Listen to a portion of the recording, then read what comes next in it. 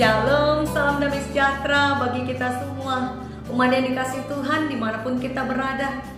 Kita bersyukur hari ini kita kembali dipertemukan melalui media ini untuk bisa sama-sama merenungkan sebagian dari firman Tuhan. Kita berjumpa di dalam renungan untuk Minggu tanggal 9 Juli tahun 2023 yang dinamakan Minggu Mendoakan Pelayan Tuhan. Namun sebelum kita membaca dan merenungkan firman Tuhan, kita siapkan hati, kita mohon penyertaan Tuhan, kita bersatu di dalam doa. Ya Tuhan Allah Bapa kami, Kepala Gereja, kami mengucap syukur Tuhan atas kesempatan yang baru yang masih Tuhan anugerahkan untuk kami bisa memanfaatkan media ini bersama-sama merenungkan dan menggali isi dari firman Tuhan, sehingga kami bisa melakukan kehendak Tuhan dan mengerti apa tugas dan tanggung jawab kami sebagai umat percaya. Biarlah Roh Kudus-Mu menaungi hamba-Mu yang Engkau pakai pada hari ini sebagai alat-Mu menyampaikan firman-Mu ya Tuhan. Biarlah kami yang mendengar dan mengikuti renungan ini juga dicerahkan oleh karena karya Roh Kudus yang ada di dalam hati kami masing-masing. Kepadamu kami berserah dan berdoa melalui anak-Mu Yesus Kristus, Sang Juru Selamat kami yang hidup. Amin. Saudara yang dikasihi Tuhan, kita akan membaca firman Tuhan dari kitab Kisah Para Rasul pasal yang ke-12 ayat yang pertama sampai ayat yang kelima. Mari kita baca bersama-sama kitab Kisah Para Rasul pasal yang ke-12 ayat yang pertama sampai ayat yang kelima. Demikian isinya. Kira-kira pada waktu itu Raja Herodes mulai bertindak dengan keras terhadap beberapa orang dari jemaat. Ia menyuruh membunuh Yakobus saudara Yohanes dengan pedang. Ketika ia melihat bahwa hal itu menyenangkan hati orang Yahudi, ia melanjutkan perbuatannya itu dan menyuruh menahan Petrus. Waktu itu hari raya roti tidak beragi. Setelah Petrus ditangkap, Herodes menyuruh memenjarakannya di bawah penjagaan 4 regu, masing-masing terdiri dari 4 prajurit. Maksudnya ialah supaya sehabis Paskah ia menghadapkannya ke depan orang banyak. Demikianlah Petrus ditahan di dalam penjara, tetapi jemaat dengan tekun mendoakannya kepada Allah.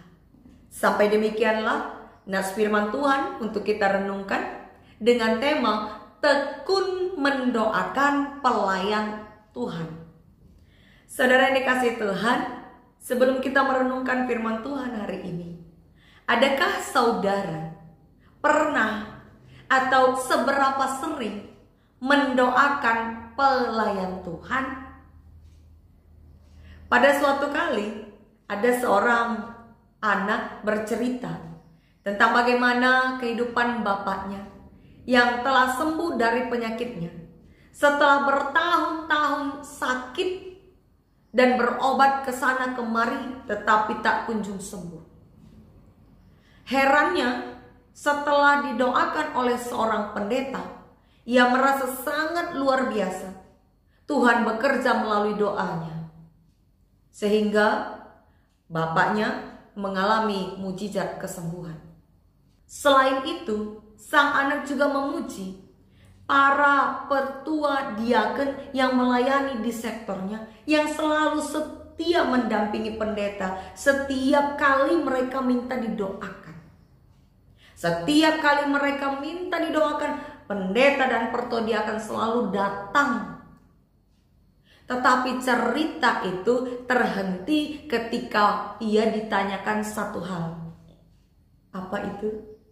Pertanyaan yang membuat dia terhenti dalam bercerita adalah, apakah setelah itu dia dan keluarga pernah mendoakan sang pendeta dan pertua diaken yang sudah mendoakan mereka?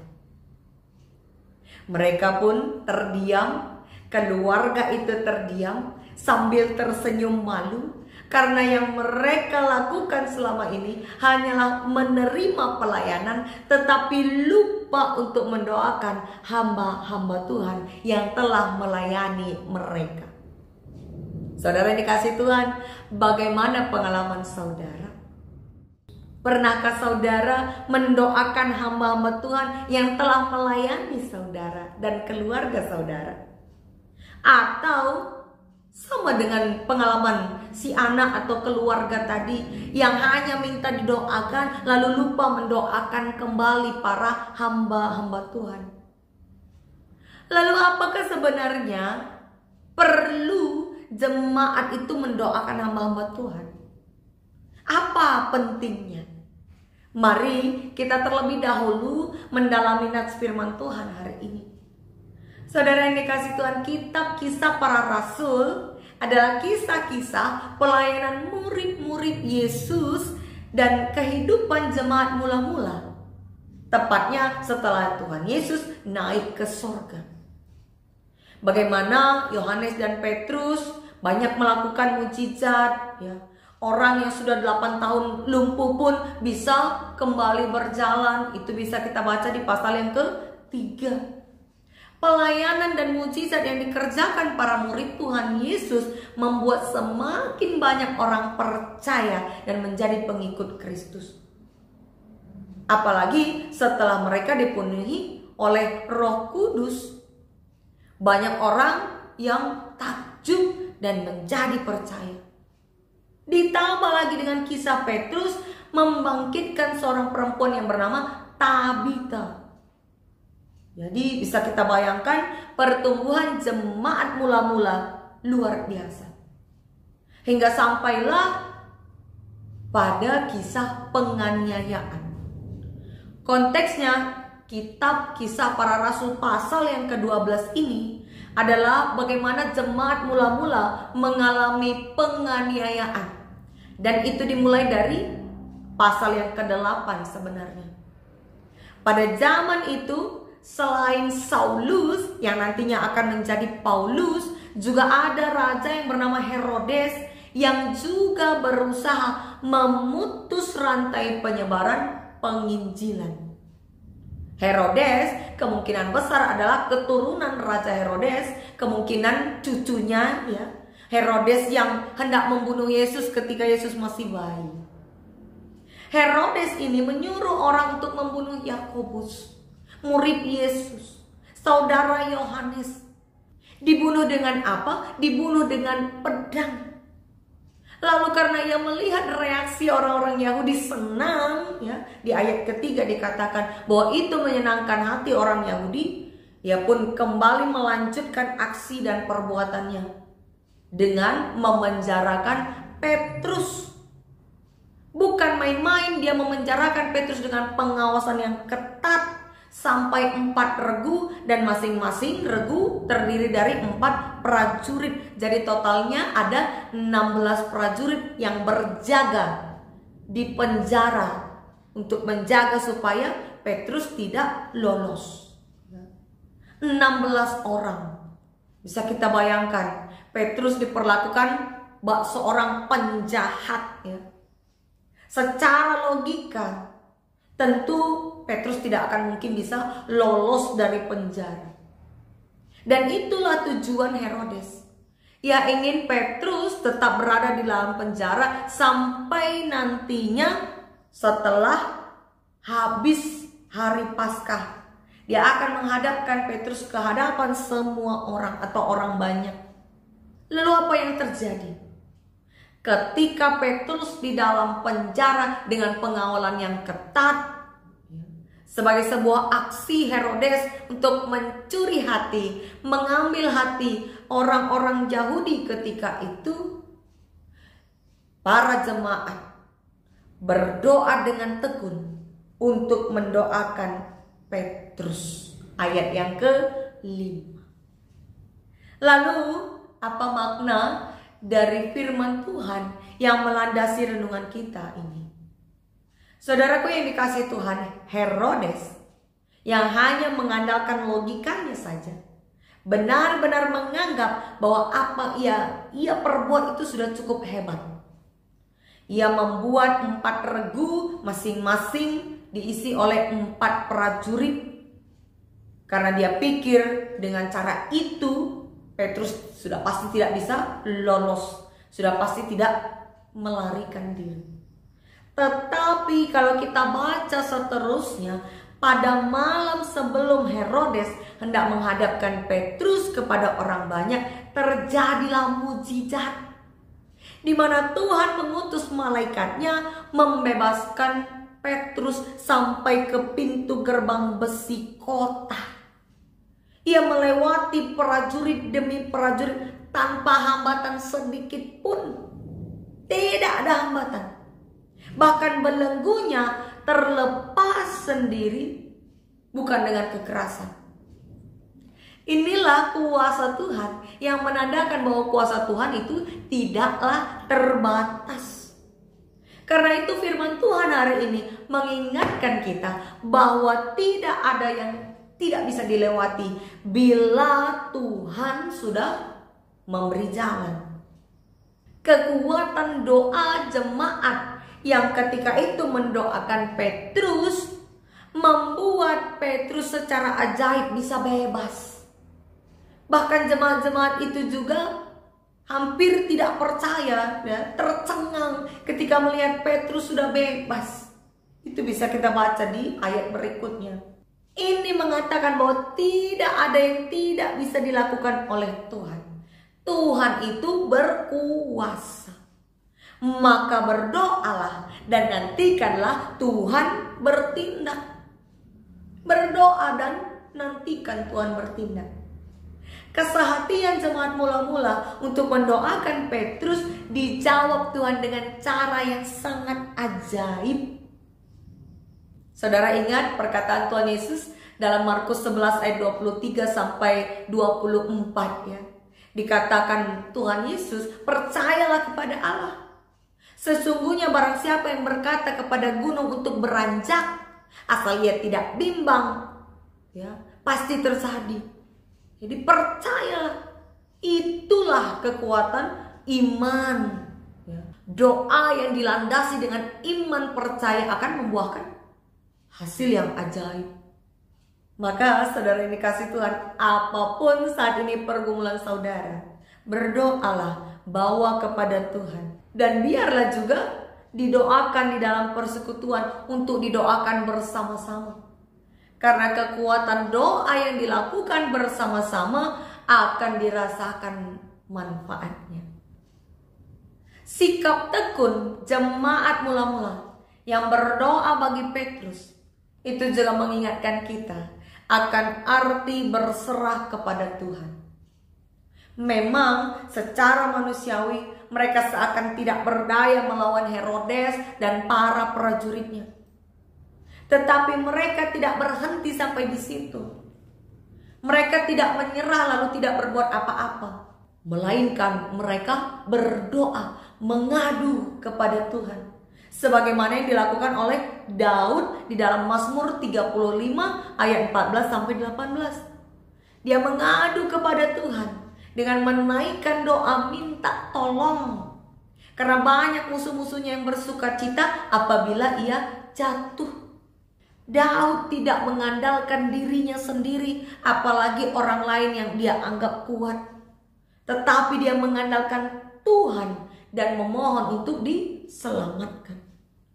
Jadi doa yang sungguh-sungguh kepada Tuhan, itulah senjata bagi kita umat percaya. Ya. Kita tidak bisa mengandalkan diri kita sendiri, mengandalkan kekuatan manusia. Tetapi kita bisa menjadikan doa sebagai senjata.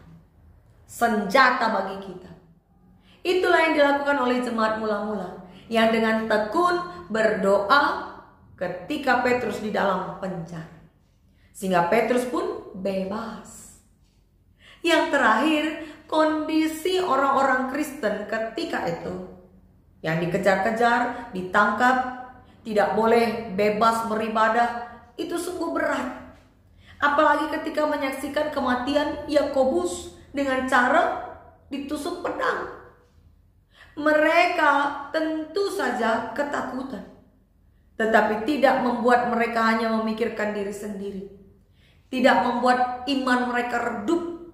Ya.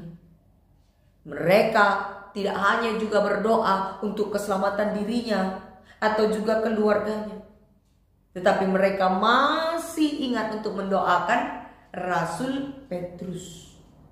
Mereka ingat untuk mendoakan hamba Tuhan. Bagaimana dengan kita?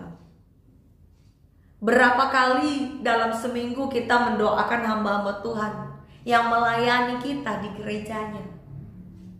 Apakah kita ini termasuk orang yang seperti jemaat mula-mula?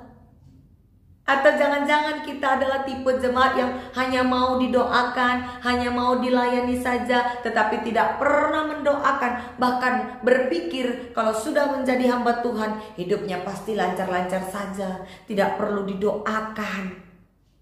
Saudara yang dikasihi Tuhan, minggu ini dinamakan Minggu Mendoakan Pelayan Gereja atau hamba Tuhan. Beberapa orang berpikir kalau sudah jadi hamba Tuhan, ketika ada sakit penyakit, ketika ada masalah di dalam keluarga atau masalah ekonomi, mereka tinggal bilang dalam nama Yesus pasti semua lenyap. Tidak ya. Kehidupan hamba Tuhan terkadang juga mengalami berbagai macam kesulitan. Dan hamba-hamba Tuhan juga butuh didoakan, karena ia juga bisa lemah, ia juga bisa sakit, dan juga mengalami permasalahan hidup. Pelayan gereja juga adalah manusia yang mempunyai kelemahan dan kekurangan. Sesempurna apapun seorang pelayan Tuhan, dia tetaplah manusia yang punya keterbatasan. Itu sebabnya ia butuh didoakan. Karena pelayan gereja, pelayan Tuhan tidak sama dengan Superman.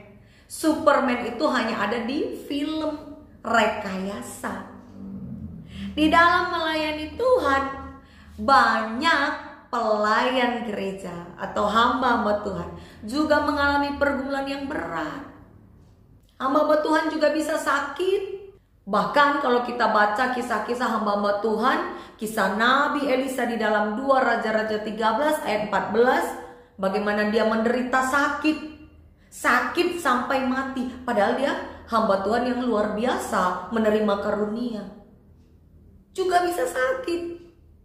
Hamba-hamba Tuhan bahkan di tempat-tempat tertentu bisa jadi terancam nyawanya di dalam memberitakan firman Tuhan, melayani di gereja, sebagaimana yang dialami para rasul dan jemaat mula-mula.